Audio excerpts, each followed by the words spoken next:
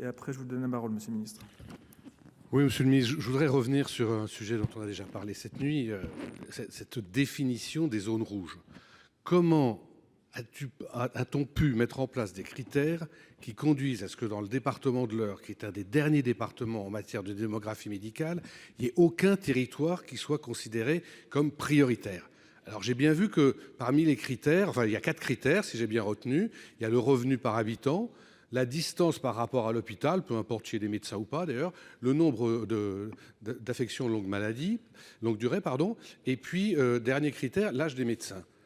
Tout ça est très bien, mais enfin, quand on voit le résultat, c'est forcément que les critères choisis ne sont pas pertinents. Alors vous-même, cette nuit, vous avez convenu que c'était un peu surprenant que l'Eure ne soit pas identifiée comme telle.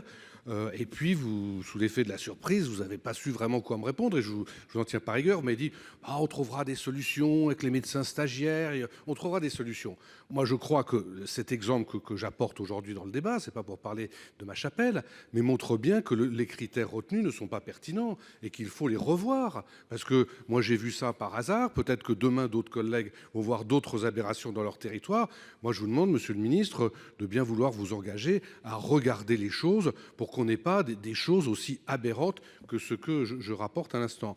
Puis, dernier élément, je ne comprends pas bien comment ça s'articule avec le dispositif de votre amendement, où on dit qu'au final, c'est le directeur de l'ARS qui va déterminer les zones. Alors, comment ça s'articule entre ces zones rouges qui sont issues de cette cartographie surréaliste du ministère et puis les arrêtés des ARS. Voilà. Mais je vous en prie, Monsieur le Ministre, soyez très gentil, comme je l'ai été avec vous, et promettez-moi de revoir ces critères qui sont tout à fait aberrants.